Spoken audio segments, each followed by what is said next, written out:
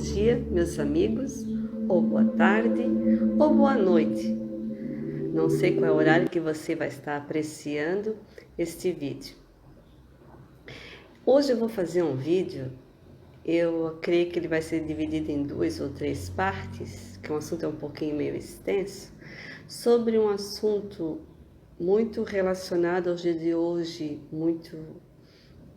vamos dizer assim, um assunto importante e esclarecedor sobre possessões, sobre fechações, essas coisas, sobre o exorcismo que é praticado dentro das igrejas e alguns até fazem fora das igrejas.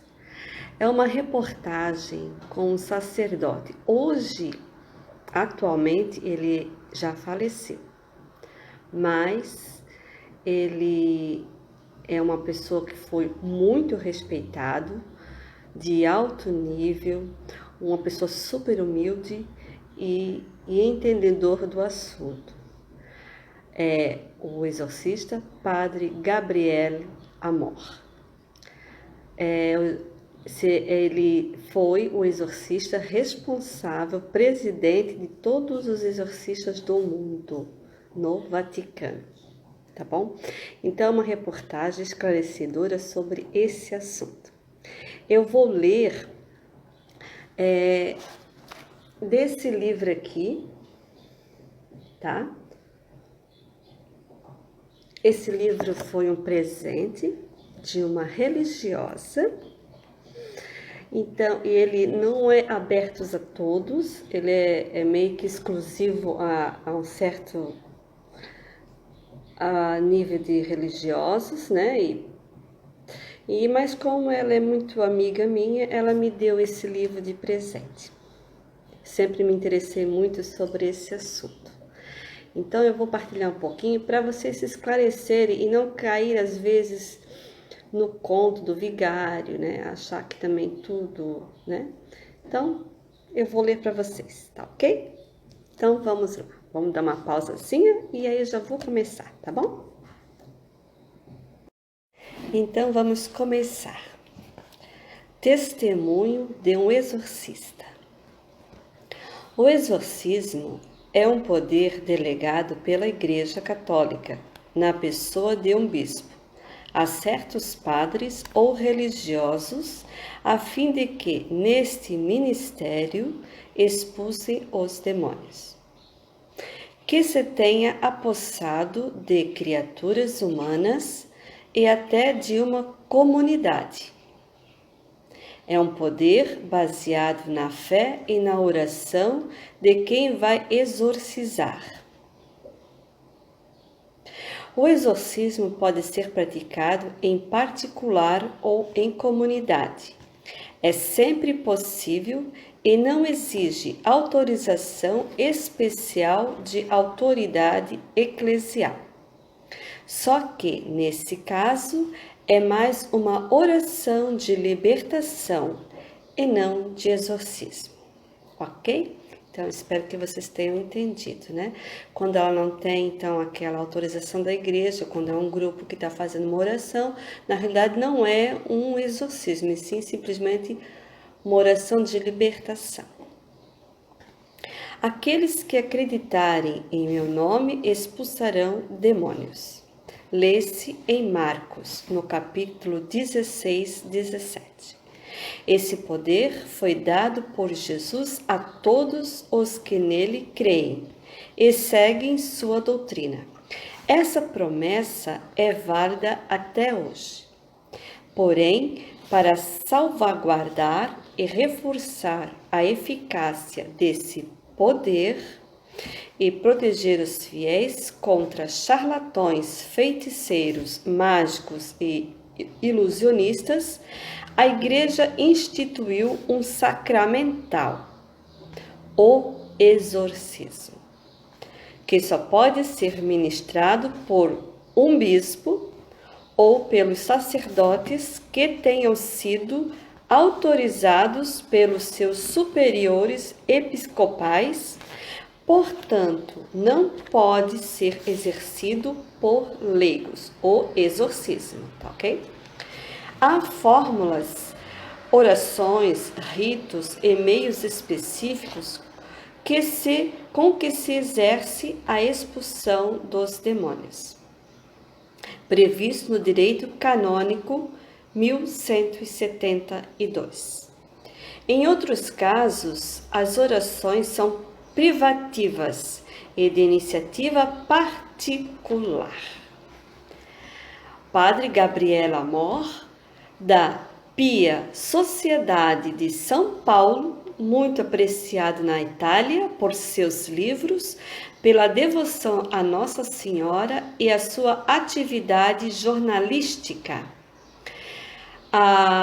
na qual ele trabalhava, que agora ele já está falecido, né?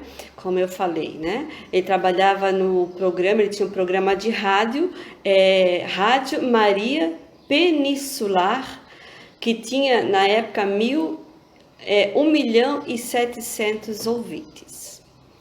Tornou-se mundialmente conhecido com o lançamento em 1990, em sua obra Um Exorcista Conta-nos. É bem conhecido, só quem procurar vai encontrar na mídia, tá? Tal obra alcançou notável êxito editorial na Itália, tendo sua tradução portuguesa obtido várias edições. A partir de então, a mídia internacional vem focalizando a atuação desse sacerdote. Então, quer dizer que quando ele era vivo, né? Só que assim, ele faleceu, mas tem outros agora que adotaram, né? Assumiram seu lugar. Nomeado presidente, então ele era nomeado, né, o presidente da Associação Internacional dos Exorcistas.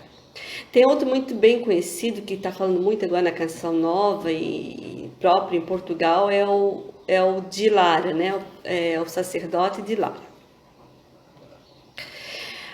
Solicitadíssimo por inúmeras pessoas necessitadas de amparo contra as insídias diabólicas. O Padre Amor exerce intenso, ou no caso exercia, né, um intenso e extenuante trabalho apostólico. Então, vamos começar a reportagem desse sacerdote, né, que ele deixou esse testemunho, e é um assunto muito interessante, tá bom? Então, vamos lá.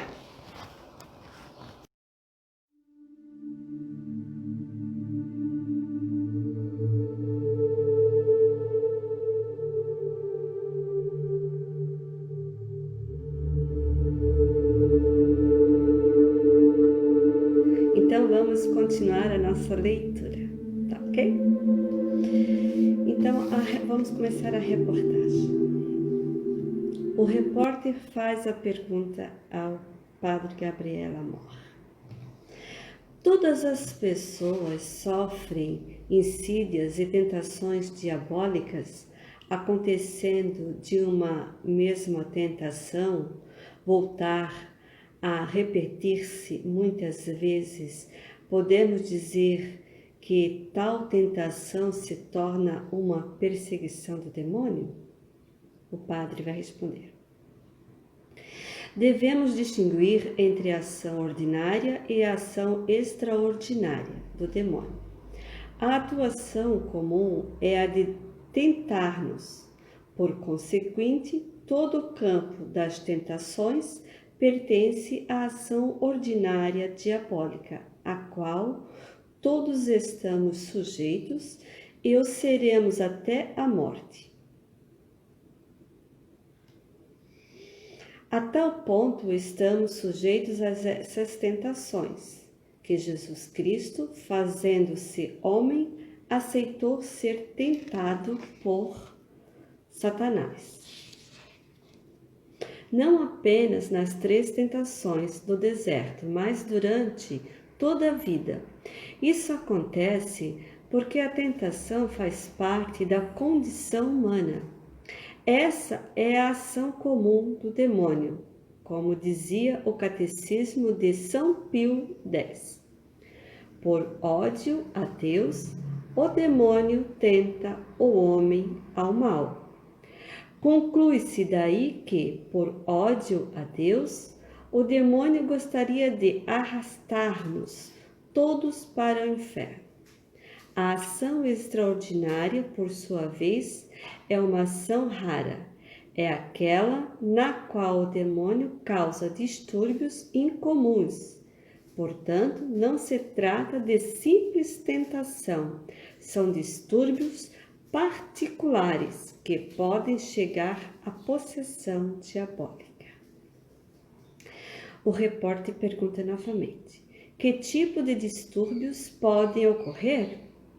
Poderia classificá-los e, ao mesmo tempo, dar a razão da existência de tais distúrbios? Padre Gabriel Amor responde: não existem dois casos iguais. Já fiz mais de 40.000 exorcismos. Entendam bem, não há 40.000 pessoas, pois em muitas delas eu fiz centenas e centenas de exorcismos, pois livrar uma pessoa do demônio constitui geralmente um trabalho muito lento. Então quer dizer que não é muitas pessoas, mas foram a mesma pessoa, né? As mesmas pessoas várias vezes. Como escrevi em meu livro, Um Exorcista Conta-nos. Fico bastante contente quando uma pessoa se livra do demônio após 4 ou 5 anos de exorcismo. Então não é só uma sessão, a pessoa vai lá, como tem muitos lugares aí que se denominam igrejas, e vai a pessoa doente, vamos tirar o demônio. Não é assim, tá? Então é lento, leva às vezes anos para se retirar, tá? Com a medida de um exorcismo por semana. Então, após 4 ou 5 anos de exorcismo, com a medida de um exorcismo por semana. Conheço pessoas que ficaram livres do demônio após, veja só, após 12 ou 14 anos de exorcismos seguidos. Uma pessoa pode levar uma vida normal com sofrimentos seguidos, de maneira que aqueles com os quais convive não se deem conta de que esteja possessa. Às vezes a pessoa nem sabe que está possessa, ela tem uma vida normal, mas está, porque ela apresenta certos sintomas que a igreja, depois de muita pesquisa, depois de ir aos médicos e especialistas, ela constata que aquela pessoa está perturbada. Somente quando sobrevêm momentos de crise é que ela, então, se comporta de um modo inteiramente anormal, tá vendo? Não podendo cumprir seus deveres de trabalho, de família, a não ser com muita dificuldade. Em alguns casos, a pessoa pode ser assaltada pelo demônio 24 horas por dia. Em tal caso, a pessoa não pode fazer nada, mas são casos raríssimos. Normalmente o demônio investe contra a pessoa apenas em certos momentos e se manifesta sobretudo quando é obrigado a fazê-lo durante o exorcismo. Às vezes ele está oculto, não se manifesta, e quando o padre força, né, na sessão, aí ele se manifesta e se mostra toda a sua força e o seu poder, tá ok? Então vamos continuar a nossa reportagem. Vou dar um tempinho e já voltamos, ok?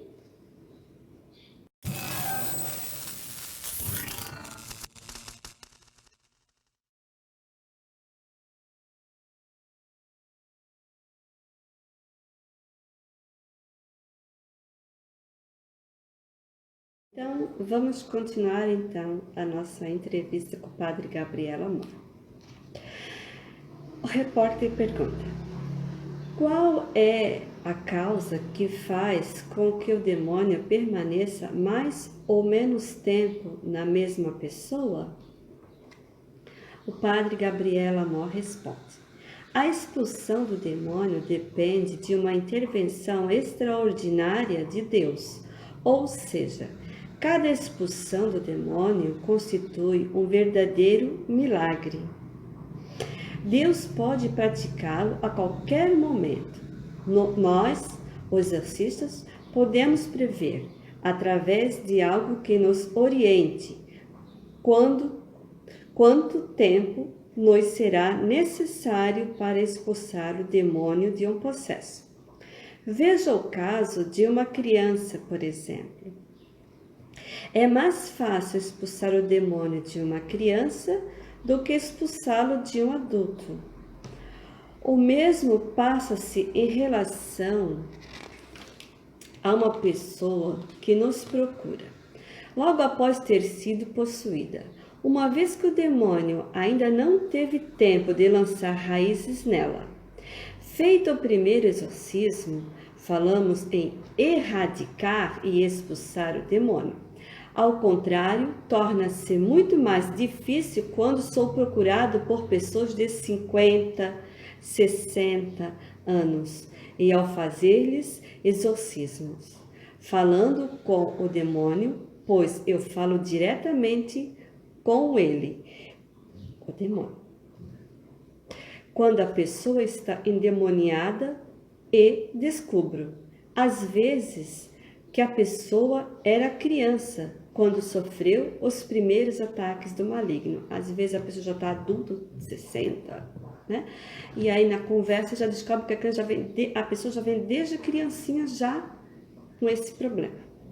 O repórter: Padre, há pouco, referindo-se à expulsão do demônio de um possesso, disse que ela constitui sempre uma intervenção extraordinária de Deus. Agora o sacerdote responde: certo, a libertação de uma pessoa da ação demoníaca constitui sempre uma intervenção extraordinária de Deus.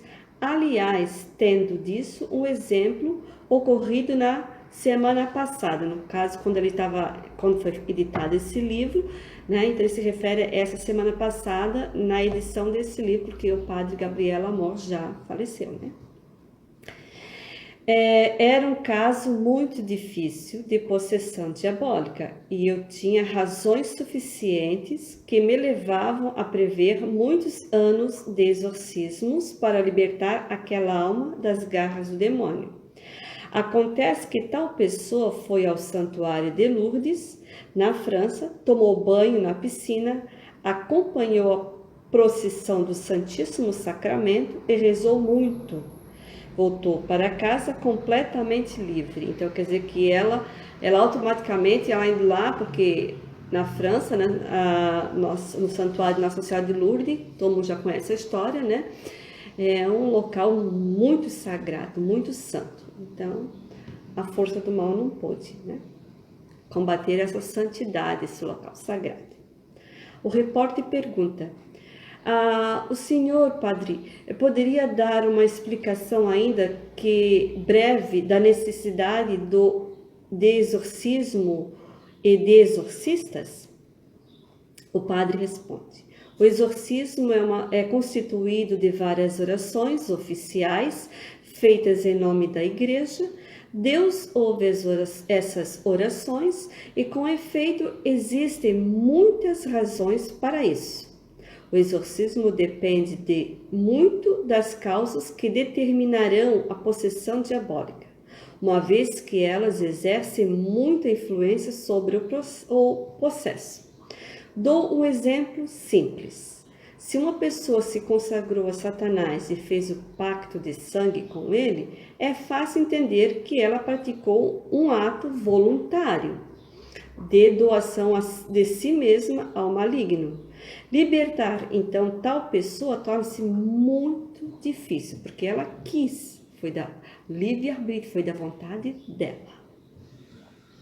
É necessário mais tempo do que o empregado para libertar um inocente que foi vítima de um malefício causado por uma outra pessoa. Feitiçaria, bruxaria, macumba, aquelas coisas todas. O repórter pergunta: o senhor afirmou acima, o exorcismo não constitui um único modo de uma pessoa fazer cessar a possessão. Haverá outras, por exemplo, a atual dificuldade de encontrar um exorcista? O padre responde: Pode-se libertar alguém da possessão com exorcismo, que é uma oração oficial da igreja, mas reservada aos exorcistas, que são pouquíssimos. Quase não os encontramos. Outra forma aberta a todos são as orações de libertação. É como eu disse, né? Nesses grupos, em outras entidades que se dizem religiosas, na realidade seriam as orações de libertação. Eles dizem que é exorcismo, mas o exorcista tem que ser uma pessoa realmente consagrada a isso. As orações mais eficazes são as de louvor e glória a Deus. Assim, nós também, muitas vezes, recitamos o credo, o glória, o magnificat, salmos, trechos da Bíblia e o Evangelho, em que Jesus liberta os endemoniados. As orações têm grande eficácia nos exorcismos. Espero que estejam entendendo. Vamos continuar então a nossa entrevista, ok? Daqui a pouquinho nós já voltamos. Então vamos voltar então à entrevista. O repórter pergunta: os demônios têm nomes? Padre responde: quando são obrigados pelo exorcista a dizerem seus nomes, eles dizem. Os que têm nomes bíblicos ou tradição bíblica são demônios fortes e é muito mais trabalhoso exorcizá-los.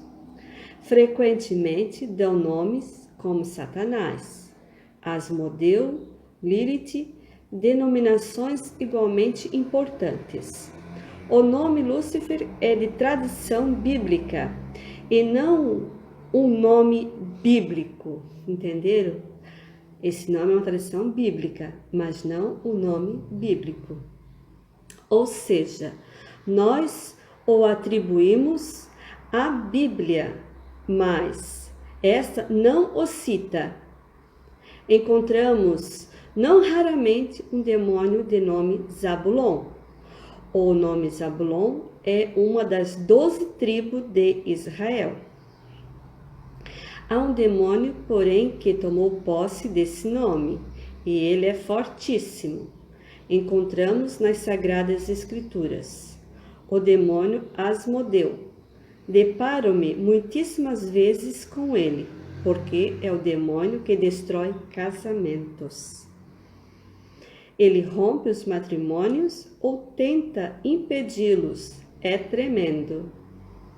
Uma pessoa possuída ou possessa pode estar dominada por muitos demônios. Temos um exemplo no Evangelho, quando Nosso Senhor interroga os endemoniados de Gerasara.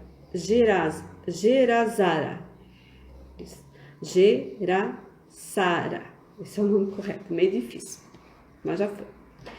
E pergunta: como te chamas?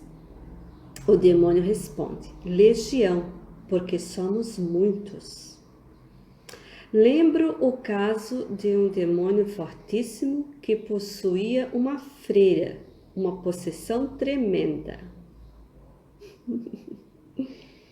Às vezes são vítimas que se oferecem pela conversão dos pecadores e sofrem essa espécie de possessão.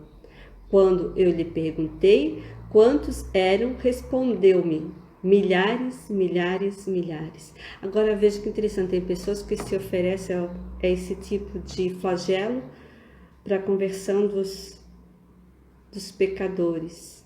É muito amor, né, ao próximo. O repórter pergunta: a televisão, de modo geral, com programas incentivadores de práticas de magia e espiritismo, bem como desagregadores das tradições cristãs e da família, tem colaborado enormemente para o incremento do satanismo, e o rock satânico tem concorrido para a disseminação do poder do demônio? O sacerdote responde: Quando foi inventada a televisão, Padre Pio ficou muito furioso. Quem não conhece Padre Pio, aconselho procurar, que é um santo maravilhoso, tá? Ele ficou muito furioso e a quem lhe dizia que se tratava de uma magnífica invenção. Ele respondia: verá que o uso farão dela. Com efeito, a TV é uma das causas da corrupção da juventude e também dos mais velhos.